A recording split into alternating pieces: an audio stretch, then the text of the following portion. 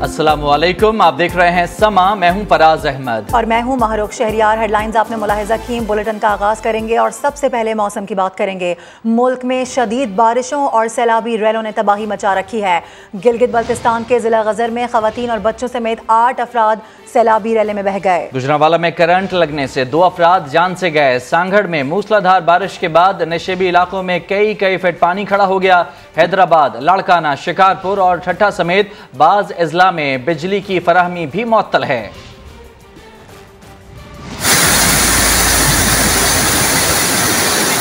तूफानी बारिशें, मुंहजोर सैलाब। आज़ाद कश्मीर से लेकर पंजाब, सिंध और गिलगित बल्तिस्तान तक यही सूरत हाल है। जिला गजर के इलाके शेर किला नाले में तुग़यानी आ गई। ऊंचे दर्जे के सैलाब ने तबाही मचा दी। खवातीन और बच्चों समेत 8 अफराद जाँ बहक, जबकि मुतादिद लापता हो गए। 250 से ज्यादा खानदान बेघर हो चुके। बहाली के काम में इंतजामी गफलत के खिलाफ मुतासिरीन के एहतजाज की वजह से मरकजी शाहराह बंद हो गई, जिसके बाइस सयाह भी फंस गए। जिला गाजे के गांव कुंदुस लच्छत और थोंग मोस के नालों में तुग़यानी के बायस सैलाबी रेले ने आबादी का रुख कर लिया। लोगों में खौफ व हिरास फैल गया। आज़ाद कश्मीर में बारिश तो रुक गई, मगर कई लिंक रोड, राब्ता पुल और निजी इमलाक पर तबाही की दास्तानें छोड़ गई। दरियाए नीलम में निचले दर्जे का सैलाब है। जांगरा वैली और रावटा में बिजली और फोन का निज़ाम मुतासिर है। मानसहरा के सयाहती मकाम नारान से जलकट के दरमियान लैंडस्लाइडिंग से ट्रैफिक की आमदोरफ्त ताहाल मुअत्तल है। सयाहों ने होटलों में पनाह ले ली। लोअर दीर में बरसाती नदियों में तुग़यानी आ गई। चित्राल, दीरवाला, बाजोड़, पेशावर, मर्दान और स्वाद जाने वाली गाड़ियों की लाइन लग गई। अंदरूनी सिंध भी बुरा हाल है, जहां सक्खर में मूसलाधार बारिश के बाद नशेबी इलाकों में 1 फीट से ज्यादा पानी जमा हो गया। मजीद 124 फीडर स्ट्रिप कर गए। सक्खर समेत हैदराबाद, शिकारपुर, लाड़काना और दीगर अजला में बिजली की फराहमी मुअत्तल हो गई। अफसोसनाक खबर यह भी है कि बलूचिस्तान में जारी मानसून के तबाहकुन स्पेल में अब तक 31 अफराद जाँ बहक और 26 जख्मी हो चुके हैं। सूबे में 300 से जायद घरों को नुकसान पहुंचा है। इसी पर आपको दिखाते हैं मोहम्मद आतिफ की रिपोर्ट।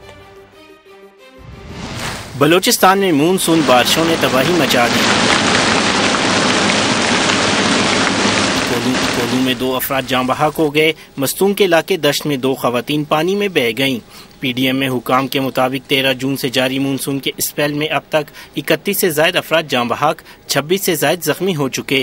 300 से जायद मकानात को नुकसान पहुंचा। मुतादिद राब्ता सड़कें और पुल पानी में बह गए। सबसे ज्यादा 9 हलाकतें कोयटा में हुई। मुतासरीन अब तक इमदाद के मुंतजिर हैं। देख रहे हैं आप लोग, हम लोगों का असर ये है और हम लोग भी ये गुजारिश करते हैं और दूसरों को भी कि हम लोगों की मदद आके करें। इमदाद वालों को भी हम लोग निकाल किया था, वो भी चंद अक्सर घंटे बाद आए थे, लेकिन मौके पर कोई भी नहीं आया था।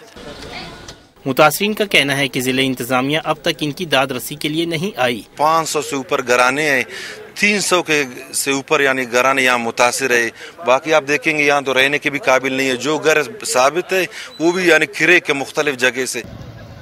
दूसरी जानिब सूबे भर में पीडीएम में जिले इंतजामिया, लेवीज और एफसी इमदादी कामों में मसरूफ हैं। मजीद हलाकतों का खदशा भी जाहिर किया जा रहा है। कैमरामैन शहजाद अनवर के साथ मोहम्मद आतिफ, समा, कोयटा। अपर चतराल में ग्लेशियर फटने से दरियाए यारखून की बंदिश, दरिया छोटा डैम बन गया। जिला इंतजामिया ने दरियाए चित्राल में सैलाब का इंतबाह जारी कर दिया है, जबकि दरियाए चित्राल के इतराफ रहने वाली तमाम आबादी को इलाका खाली करने का हुक्म दिया गया है। जिला इंतजामिया के मुताबिक बर्फानी झील फटने के बायस पसूम गोल की जानिब से दरिया के बहाव में बदस्तूर इजाफा हो रहा है। इंतजामिया ने खबरदार किया है कि बंद टूटने की सूरत में दरियाए चित्राल में सैलाब से मकामी आबादी को नुकसान का अंदेशा है।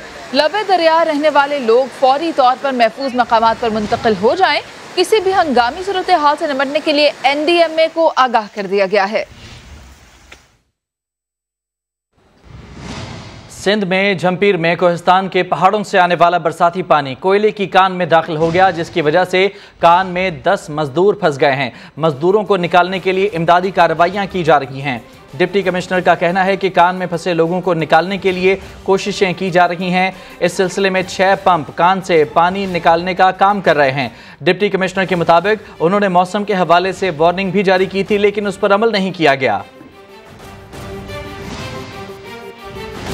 कराची की बात करेंगे। कराची के मुख्तलिफ इलाकों में सुबह से कहीं हल्की तो कहीं तेज बारिश का सिलसिला जारी रहा। सड़कों पर पानी जमा होने से शहरियों को मुश्किलात का सामना है। पानी जमा होने से मवेशी मंडी की सूरत हाल भी खराब हो गई है। कराची में दिन निकलते ही कहीं हल्की और कहीं तेज झड़ी ने बारिश की हैट्रिक कर दी। पीर को सुरजानी, मेमार और गडाप में तेज बारिश हुई थी। मंगल को बारिश ने सदर, डिफेंस और मुल्हका इलाकों में ज्यादा जोर दिखाया, मगर बुध को तेज बारिश Gulshan Iqbal, Malir, model colony, Shah Faisal colony और गुलिस्तान जौहर में हुई। शाहराह फैसल पर भी हल्की और तेज बारिश होती रही। बहुत जबरदस्त फील कर रहे हैं, इसीलिए वॉक के लिए निकले हैं कि कराची में बहुत अरसे के बाद ऐसा मौसम आता है, तो हमने काफ़ी एंजॉय किया कि बारिश भी इस तरह हो रही है कि वक्फे वक्फे से हो रही है, थोड़ी थोड़ी हो रही है, तो इससे काफ़ी एंजॉय कर रहे हैं। गर्मी इतनी शदीद थी कि यहाँ पे लाइट का भी काफ़ी मसला था, और मैं तो इस्लामाबाद लाहौर साइड बहुत देख के पागल हो गई थी कि अब यहाँ पे बारिश होगी, और मैं स्पेशली यहाँ पे आई हूँ बारिश को एंजॉय करने के लिए। सुपर हाईवे की मवेशी मंडी में मुसलसल तीसरे दिन की बारिश ने सूरत हाल अबतर कर दी है। व्यापारियों और जानवरों की मुश्किलात बढ़ा दी। बहुत ज्यादा जो पानी है वो देखो ये नीचे जानवरों के आ रहा है, और जो दाम है वो बहुत गिर चुका है। अभी बहुत मुश्किल का सामना कर रहे हैं हम लोग। जो आ रहे हैं बरसात का फायदा उठा रहे हैं, बोलते हैं ये ऐसे नीलाम करके चले जाएंगे। बाबा बारिश और कीचड़ की वजह से जो खरीदार है उनकी तादाद बहुत कम है। महकमा मौसमियात का कहना है कि बारिश का ये सिलसिला आज खत्म हो जाएगा और अगला स्पेल जुमे से शुरू होगा। नौशहर फिरोज में बारिश के बायस रेलवे ट्रैक मुतासिर हुआ है। लाहौर से कराची जाने वाली ट्रेन को पटीदन स्टेशन पर रोक दिया गया है। रेलवे हुकाम के मुताबिक ट्रैक को बहाल करने की कोशिशें की जा रही हैं। मजीद जानते हैं समा के नुमाइंदे साहिल जोगी से। साहिल, बताइए मजीद कितना वक्त दरकार है ट्रैक को बहाल करने के लिए? जी फराज, देखें लाहौर से कराची जाने वाली ट्रेन को जो है पटीदन स्टेशन पर रोक दिया गया है। कराकरम मुसाफिर ट्रेन उसको जो है 5.5 घंटे से वो पटीदन रेलवे स्टेशन पर खड़ी है। इस सवाल से रेलवे तर्जमान का ये कहना है कि बारिश के बायस जो है झंपीर ट्रेन को नुकसान हुआ है, तो उसको बहाल करने की कोशिश की जा रही है। 5.5 घंटे गुजर गए, लेकिन अभी तक ट्रेन जो है बहाल ना हो सका है। मजीद रेलवे इंतजामिया का ये कहना है कि 2 से 3 घंटे लग सकते हैं ट्रेन को बहाल करने में। तो इस हवाले से जो रोड़ी रेलवे जंक्शन है वहाँ से रिलीफ ट्रेन जो है वो रवाना कर दी गई है, और बहाली का काम जो है वो जारी है। लेकिन जो टाइम बताया जा रहा है वो 2 से 3 घंटे का टाइम बताया जा रहा है। तो इसलिए मुसाफिर जो है 5.5 घंटों से पटीदन स्टेशन पर रेल में ही मौजूद है, और वो बहुत परेशान नजर आ रहे हैं। शुक्रिया आपका साहिल तफसीलात के लिए। मॉनसून बारिशों ने तबाही मचा दी। अब तक 77 अमवात हो चुकी हैं। रवां हफ्ते मुल्क भर में मजीद बारिशें भी हो सकती हैं, जबकि वफाकी वजीर माहौलियात शेरी रहमान ने खबरदार किया है। बताया है कि हालिया मानसून बारिशें तवक्को से 87% ज्यादा हुई हैं। उसके बावजूद मानसून के बाद पानी की किल्लत का सामना हो सकता है।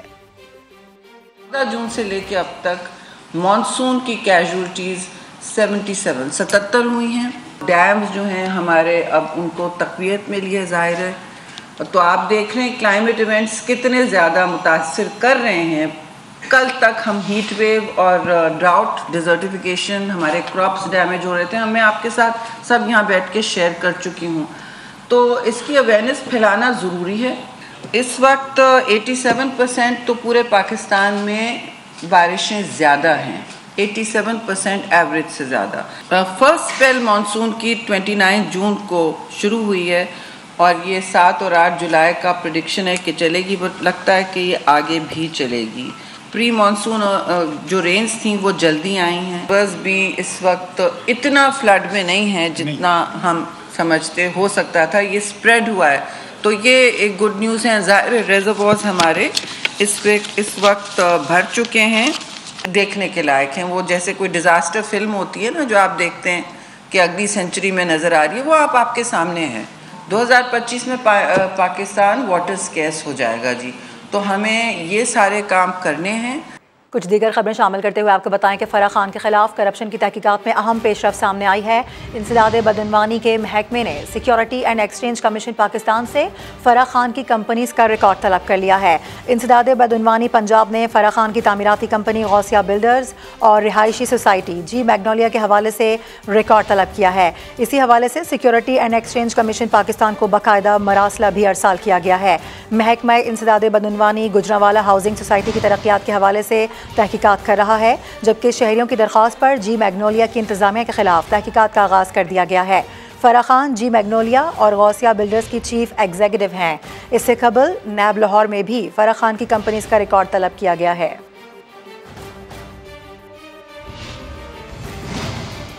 और यहाँ सवाल ये पैदा होता है कि क्या इमरान खान से उनकी करप्शन के बारे में पूछना हिरासा करना है?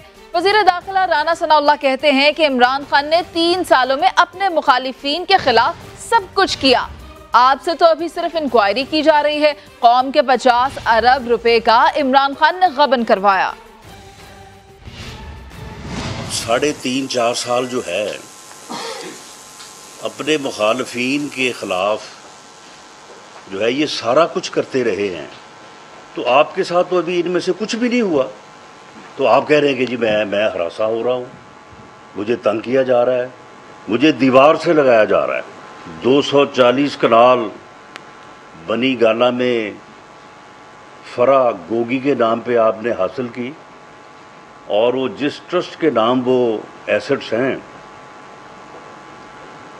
उसके सिर्फ 2 ही ट्रस्टी हैं, और वो इमरान खान साहब आप खुद हैं या आपके साथ आपकी अहलिया मोहतरमा है।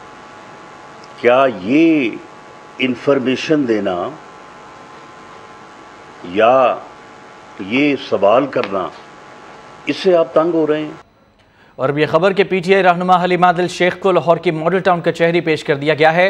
अरशद अली से मजीद जान लेते हैं। अरशद बताएगा। तो जो है वो लाहौर की मॉडल टाउन कचहरी में हलीम आदिल को अदालत के रूबरू पेश किया गया। सिंध एंटी करप्शन पुलिस के एहलकारों ने सख्त सिक्योरिटी हिसार में हलीम आदिल को जो है वो मजिस्ट्रेट के सामने पेश किया। तो दौरान समाअत राहदारी रिमांड के लिए जो है वो इस्तदा की गई, और इस दौरान हलीम आदिल के वकील ने अदालत को बताया कि इस वक्त जो है वो हमारा मुकदमा लाहौर हाई कोर्ट में जेर समाअत है, कुछ ही देर बाद उसमें समाअत होनी है, लिहाजा हो सकता है हमें लाहौर हाई कोर्ट से रिलीफ मिल जाए। अदालत जो है वो इस केस की समाअत जो है वो कुछ देर के लिए मुलतवी करे। अदालत ने हलीम आदिल के वकील की इस्तदा पर समाअत को कुछ देर के लिए मुलतवी किया है, और कहा है कि जैसे ही लाहौर हाई कोर्ट में ये केस टेकअप होता है उसके बाद जो है वो अदालती फैसले को जो है वो लाहौर हाई कोर्ट के फैसले के साथ मशरूत किया है, और इस केस को जो समाअत है उस पर कुछ देर के लिए वक्फा किया है। कुछ ही देर बाद दोबारा जो है वो समाअत शुरू होगी। अभी कुछ ही देर बाद जो है वो लाहौर हाई कोर्ट हलीम आदिल के केस के मुतालिक जो है वो दरख्वास्त पर समाअत करने जा रही है। शुक्रिया आपका तफसीलात के लिए अरशद। हलीम आदिल शेख को एंटी करप्शन पुलिस सिंध ने लाहौर के होटल से गिरफ्तार किया। हलीम आदिल के खिलाफ जालसाजी से ज़रूरी ज़मीनें हथियाने और उन ज़मीनों के जरिए 21 लाख रुपए कर्ज हासिल करने का मुकदमा दर्ज किया गया है। संजय साधवानी की रिपोर्ट आपको दिखाते हैं। सिंध असम्बली में अपोजिशन लीडर हलीम आदिल शेख लाहौर के MM आलम रोड पर वाक़े होटल में क़याम पजीर थे। बुध को अलसुबह 3:30 बजे एंटी करप्शन पुलिस सिंध के एहलकार पहुंचे और हलीम आदिल शेख को हिरासत में ले लिया। समा को हासिल एंटी करप्शन पुलिस की FIR के मुताबिक हलीम आदिल के खिलाफ FIR गिरफ्तारी के 3.25 घंटे बाद दर्ज की गई है।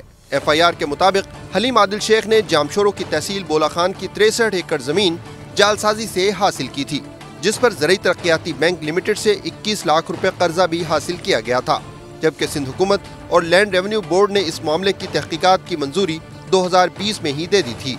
वजीर इत्तलात सिंध शर्जील मेमन ने कहा है कि हलीम आदिल शेख को केसेस का सामना करना चाहिए।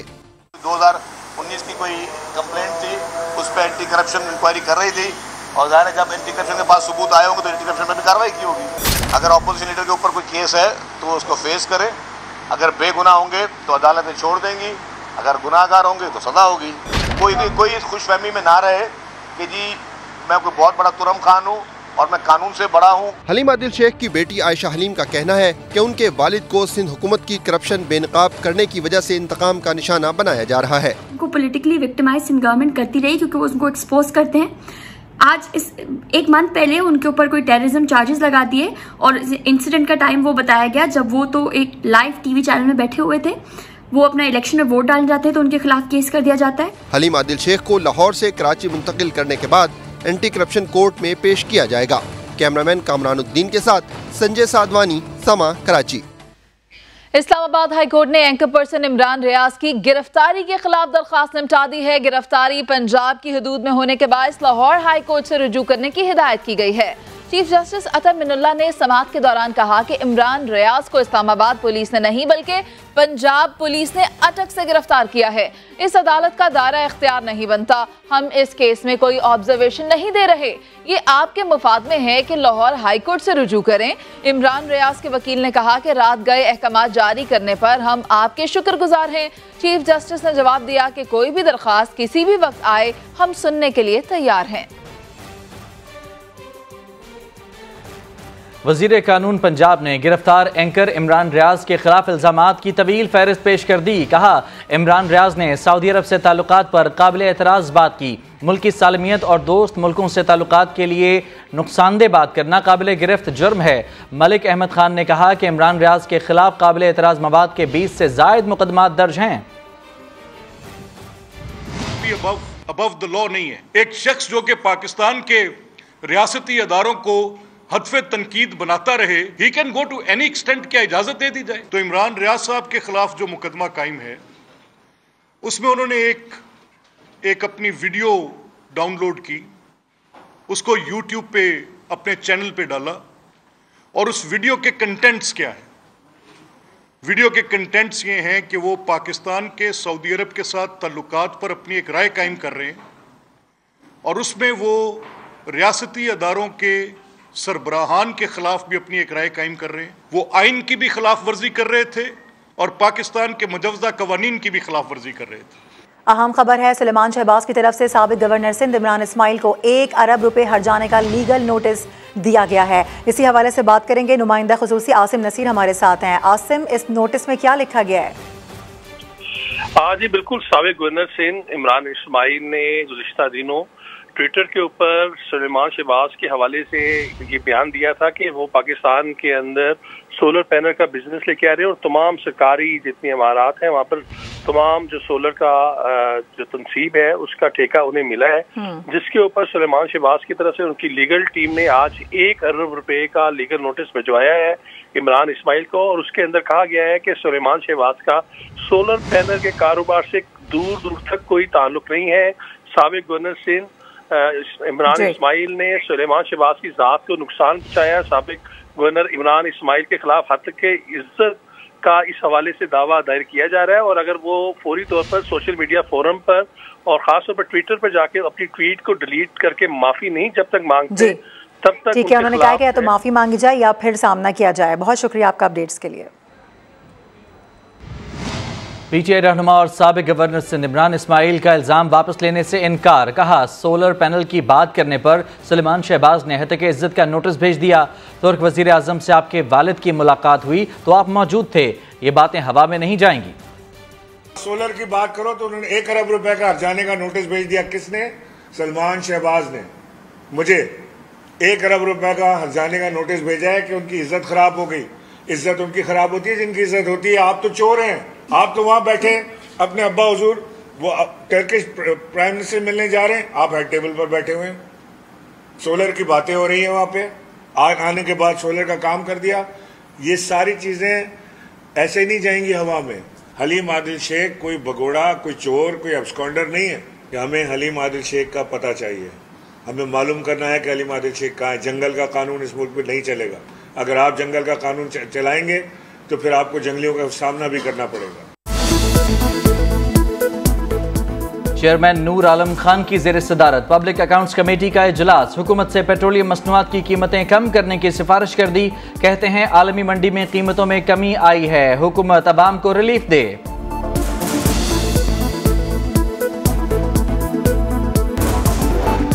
और गवर्नर पंजाब बलीगुर रहमान का समा को खुसूसी इंटरव्यू, कहते हैं नवाज शरीफ जल्द डॉक्टर की हिदायत पर वापस आएंगे, मुल्क को उनकी जरूरत है, इमरान खान को इल्जामात और नफरत की सियासत तर्क करना होगी।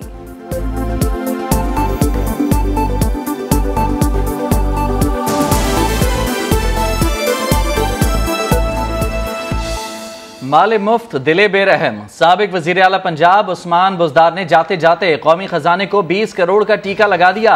रमजान बाजारों की आड़ में 20 करोड़ की खतीर रकम सिर्फ जाती तशहीर पर खर्च की गई। साबिक वजीर आला उस्मान बुज़दार ने जाते जाते कौमी खजाने को 20 करोड़ का टीका लगा दिया है। रमजान बाजारों की आड़ में 20 करोड़ की खतीर रकम सिर्फ और सिर्फ जाती तशहीर पर खर्च की गई।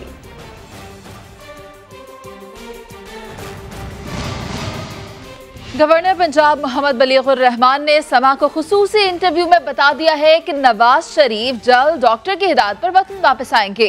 मरियम नवाज ने मुश्किल हालात में जुर्रत और बेबाकी के साथ पार्टी की क़यादत की है। इमरान खान को इल्जामात लगाने और नफरत की सियासत को तर्क करना होगा। गवर्नर के मुताबिक चौधरी परवेज इलाही को वजीर आला बनने पर तमाम पार्टियां मुत्तफिक थीं, ताहम उन्होंने मामले को गलत समझा। गवर्नर ने मजीद क्या कहा, आइए देखते हैं। अच्छा, पीपल्स पार्टी को गवर्नरशिप मिल रही थी, मुखालफिन कहते हैं जी कोई डील हुई और बलीग साहब जनाब अंदर आ गए, क्या है हकीकत क्या है? बिल्कुल इसी तरह जिस तरह परवेज इलाही साहब चीफ मिनिस्टर बन रहे थे और अचानक जो है वो खुद ही लात मार के दूर हो गए, क्योंकि उनसे शायद मिसकैलकुलेशन हुई या क्या हुआ, तो वो तमाम पार्टियां मुत्तफिक थी उनको वज़ीर आला बनाने पे, लेकिन उन्होंने ऐसा रास्ता चुन लिया कि आज बदकिस्मती से वो किसी और ही पोजीशन पे पहुंच गए। नवाज शरीफ साहब हर शख्स चाह रहा है पाकिस्तान आ जाए, पार्टी को भी उनकी ज़रूरत है, मुल्क को भी उनकी ज़रूरत है, उनका वापस आना बहुत ज़रूरी है और वो मियाँ साहब खुद भी इस बात को समझते हैं।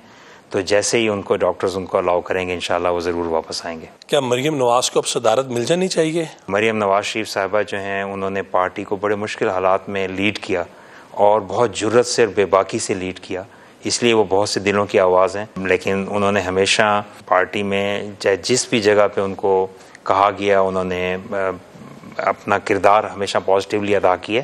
तो इंशाल्लाह ये अक्सरियत फैसला करेगी कि कौन किस पोजीशन पे होना चाहिए। आईनी बहरान की सूरत हाल देखिए, चीज़ें सिमटी हैं या अभी वो बहरानी कैफियत जारी है? बहुत से आईनी ओहदे ऐसे हैं जिनको अपना काम करना चाहिए था और उन्होंने नहीं किया। ऐसा नहीं होना चाहिए था जो बदकिस्मती से एक ऐसी प्रैक्टिस छोड़ी है पीटीआई ने। अगर दुनिया में लोग ये कहना शुरू कर दें कि हमें लगता है कि ऐसा साजिश हुई है या कुछ है और हमें वोट ऑफ नो कॉन्फिडेंस हम कंडक्ट ही नहीं कर सकते, तो मामला दुनिया में नहीं चल सकते। एक मुंतखब हुकूमत को अपना बजट पेश नहीं करने दिया जा रहा था, तो आर्टिकल 109 को इस्तेमाल किया। तो इसी तरह कुछ और चीज़ें थीं जिसको बदकिस्मती से एक एज के तौर पे इस्तेमाल किया जा रहा था और उसके कुछ अल्टीरियर मोटिव सामने आ रहे थे, तो वहाँ भी अगर ऑर्डिनेंस का इख्तियार था तो उसको इस्तेमाल किया।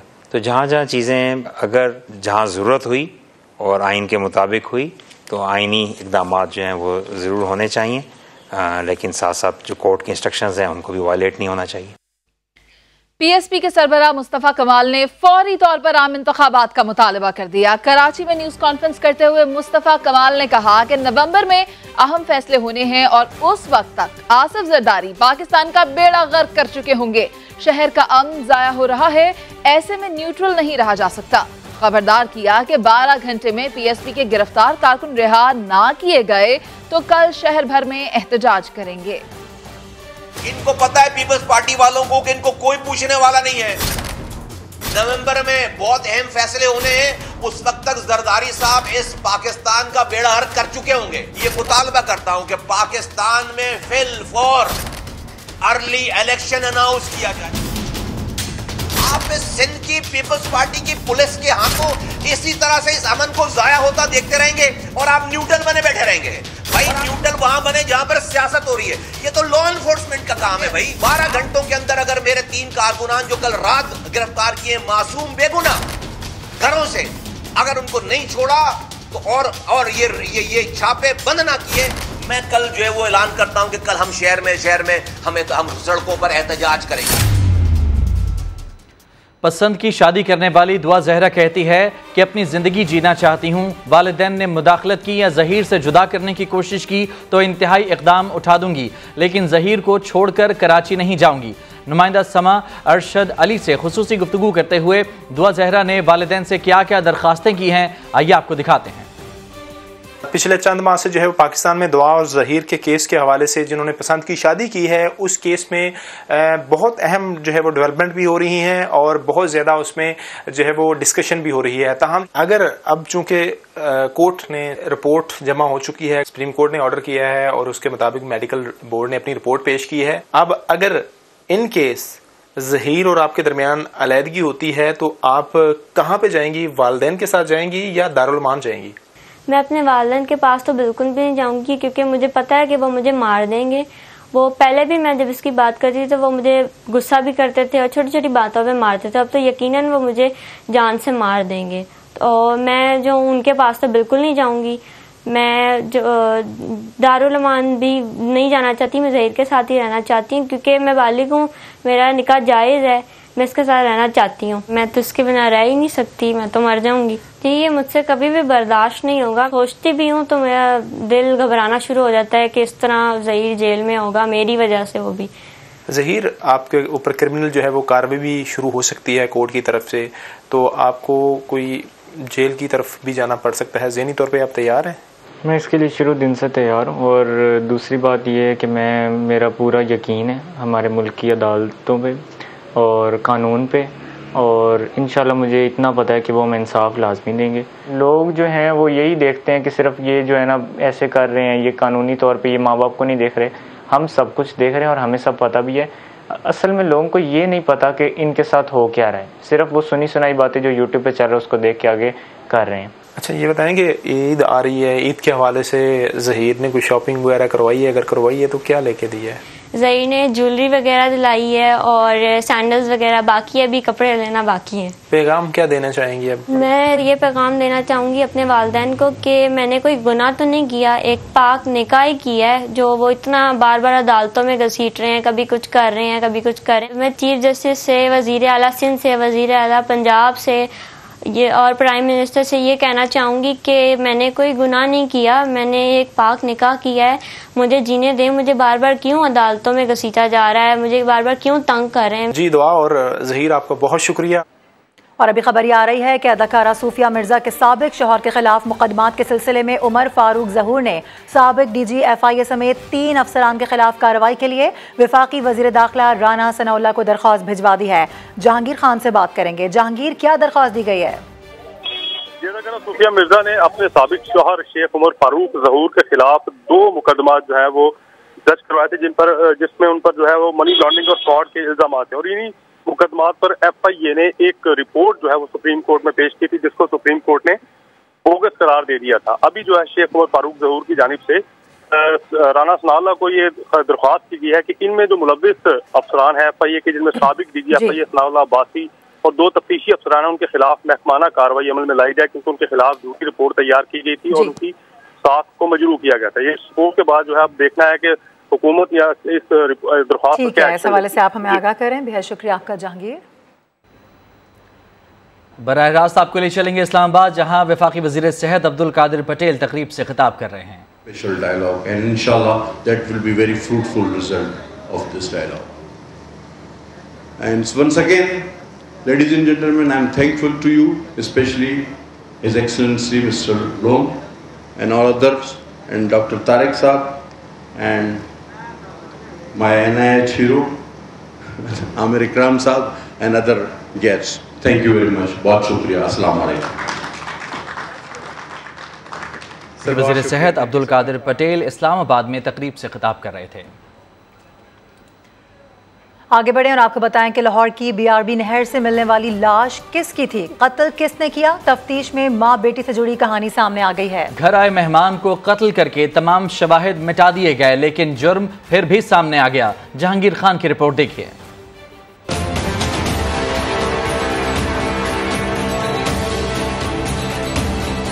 माँ बेटी ने घर आए मेहमान की जान क्यों ली? मैंने बदला नहीं लिया, मैंने अपनी इज्जत बचाई है। तारिक को कत्ल किया, शवाहिद मिटाए और लाश BRB नहर में फेंक दी। मकतूल की लाश 2 माह कबल हेर के इलाके में नहर से मिली। दौरान तफ्तीश इंकशाफ हुआ कि तारिक की खातून से कई सालों तक दोस्ती रही, लेकिन फिर नीयत बदली और मकतूल मां को छोड़कर बेटी में दिलचस्पी लेने लगा। वो तारिक नुसरत बीबी के घर जाता है और वहाँ पे नुसरत को कहता है कि मैंने चाय पीनी है। जब नुसरत वापस आती है दूध लेके, तो वो तारिक को और अपनी बेटी को जो है जो काबिल एतराज़ हालत में देखती है, तो उसी वक्त वो ज़हन बना लेती है कि वो तारिक को जिंदा नहीं छोड़ेगी। नुसरत और उसकी 20 साला बेटी ने चंद मिनटों में घर बैठे मेहमान के कत्ल का मंसूबा बनाया और इसको अमली रंग दे दिया। बातें बताई, मम्मा उनसे झगड़ी, फिर मम्मा कहती मैं चीनी भूल गई हूँ। चीनी लेने गई, पता नहीं कौन सी दवाई लाई है, चाय में डाल के उनको बेहोश कर दिया। उनको मार के उनकी गाड़ी पे मेरे भाई, मेरे कजन और मेरी मम्मा नहर में फेंक कर। मुलजिमा मां बेटी ने कत्ल के बाद लाश ठिकाने लगाने के लिए 15 साला अली की मदद भी ली। पुलिस का कहना है कि वारदात में मुलव्विस तमाम मुलजिमान गिरफ्तार हो चुके हैं। कैमरामैन साद नवीद के साथ जहांगीर खान, समा, लाहौर। एडमिनिस्ट्रेटर कराची मुर्तजा वहाब इस वक्त मीडिया से गुफ्तगू कर रहे हैं। स्पीकर को मुतला किया गया है गिरफ्तारी करने के फौरन बाद। जो तरीक़ेकार रूल 82 के अंदर दर्ज है, कोई इजाज़त दरकार नहीं है। और जो लोग कहते हैं कौन सी भैंस चुराई है, मैं उनको बताना चाहूँगा कि करोड़ों मालियत की 63 एकड़ ज़मीन जो कि मॉर्गेज भी करते हैं और पब्लिक को बेचते हैं बाद में, ये ताकि आपका मेरा पैसा उसके ऊपर लगे। एक आम जाली सोसाइटियाँ बनती है ना, जहाँ लोग फिर कहते हैं कि जी हमारा पैसा डूब गया, वो इस तरह के प्रोजेक्ट्स में लगती हैं। तो बर वक्त एंटी करप्शन डिपार्टमेंट ने कार्रवाई की और कानून के मुताबिक गिरफ्तारी अमल में आई है। कानून के मुताबिक कार्रवाई होगी, अदालत के सामने रिमांड लिया जाएगा और रिमांड के बाद चालान पेश करने के बाद इसकी कानूनी पैरवी की जाएगी और जो अदालत का फैसला होगा उसको इंशाअल्लाह मनोवन हम इम्प्लीमेंट करेंगे। लेकिन खुदारा ये भैंस चोरी का केस नहीं है, ये सिंध की आवाम की 63 एकड़ ज़मीन चोरी का केस है। तो खुदारा ये जो चाइना कटिंग करने वाले लोग हैं उनका साथ ये लोग ना दें और लोगों को इस तरीके से गुमराह करने की कोशिश ना करें। अगर रफ़ीउल्लाह साहब भी कुछ बात करेंगे। बिस्मिल्लाहिर्रहमानिर्रहीम। जिस तरह आप तमाम दोस्तों को पता है, ख़ास तौर से हमारे जो मीडिया से कंसल्ट दोस्त हैं, जो साफ़ी दोस्त हैं, वो गली गली से हर चीज़ से वाकिफ़कार लोग हैं। आज आप एक इश्तिहार दे दें 2 अखबारों में कि जी इस कंसल्ट इन चीज़ों से कौन से लोग हैं जो मुतासर हैं। आप फिर लाइन देखें, वो लाइन कितनी बड़ी है। मुर्तज़ा वहाब और आगा रफ़ीउल्लाह इस वक्त कराची में मीडिया से गुफ्तगू कर रहे हैं। पब्लिक अकाउंट्स कमेटी के इजलास के दौरान नेशनल बैंक में मुबैना तौर पर 200 अरब रुपए से जायद की करप्शन का इंकशाफ हुआ है। कमेटी के चेयरमैन नूर आलम खान ने कहा है कि मुबैना तौर पर हरासा करने के मामले पर साबिक चेयरमैन नैब और खातून को कल तलब कर लिया गया है। इसी हवाले से बात कर लेते हैं, शकील अहमद हमारे साथ मौजूद हैं। शकील, सबसे पहले ये बताएगा कि पब्लिक अकाउंट्स कमेटी में खातून को मुबैना हिरासा करने के मामले पर क्या उमूर ज़ेर बहस आए? देखिए, चेयरमैन पीएससी नूर आलम खान ने ये मामला खुद उठाया था। उनका ये कहना था कि उन्होंने एक टीवी चैनल में एक प्रोग्राम भी देखा है, उसमें भी ये मामला सामने आया और इससे पहले उनके पास एक तहरीरी शिकायत भी आ चुकी है। उनका ये कहना था कि पब्लिक अकाउंट कमेटी ने कल चेयरमैन नैब और खातून को तलब किया है जिन्होंने शिकायत की थी, और वो प्रोग्राम जिसमें जिक्र भी हुआ है साबिक चेयरमैन नैब की जानिब से कुछ ऐसे रिमार्क्स पास किए गए थे, उस मामले का जायजा लिया जाएगा। और चेयरमैन पीएससी का ये कहना था कि इख्तियारात के नाजायज इस्तेमाल को किसी तरह बर्दाश्त नहीं किया जाएगा, क्योंकि सब की बहन बेटियां बहू और सब हैं, उनको इस तरह की हरासमेंट का सामना नहीं होना चाहिए। और दूसरा मामला अहम ये था कि नेशनल बैंक ऑफ पाकिस्तान में 200 अरब रुपए की मुबैना करप्शन का मामला था। जो लीगी रहनुमा है शेख रोहेल असगर, उन्होंने ये मामला उठाया कि ट्रांसपेरेंसी इंटरनेशनल ने 200 अरब से ज्यादा की बेज़ाब्तियों की निशानदेही की है, और जिस पर डीजी ऑडिटर जनरल का ये कहना था कि इस मामले पर रिपोर्ट तैयार की गई है नेशनल बैंक के मामलात के हवाले से और वह इदारे को फराहम कर दी है। पीएससी के चेयरमैन ने कहा कि अब ये रिपोर्ट हमें पेश की जाए। नेशनल बैंक में मुबैना बेज़ाब्तियों का केस नैब या FIU को भेजा जाएगा और पीएससी ने नैब हुकाम को अपने एहसासों की तफसीलात भी कल फराहम करने की। शकील, बहुत शुक्रिया आपका। तो जनाब, कुछ बात करेंगे मौसम की। लाहौर में मानसून का स्पेल जारी है। ठंडी हवा के झोंकों ने गर्मी की छुट्टी करा दी है। हसीन मौसम की झलकियां आप भी देखिए आयशा अता की रिपोर्ट में। शहर पर काली घटाएं छाईं और खूब जमकर बरसीं।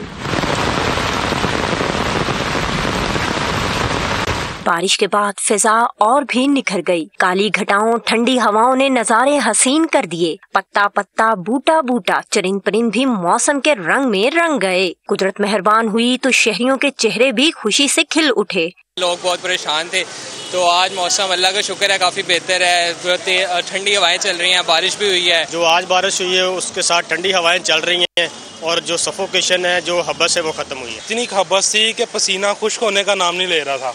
तो आज अल्हम्दुलिल्लाह का मौसम बहुत अच्छा है, ठीक है, ठंडी हवाएं चल रही हैं। हम इंजॉय करने के लिए अभी समोसे खाने के लिए आए हैं। महकमा मौसमियात ने मामूल से ज्यादा बारिश बरसने पर अर्बन फ्लडिंग का खदशा जाहिर कर दिया। हैवी रेनफॉल के चांस भी रहेंगे और अर्बन फ्लडिंग जो है वो जनरेट होने के काफी इम्कानात मौजूद हैं।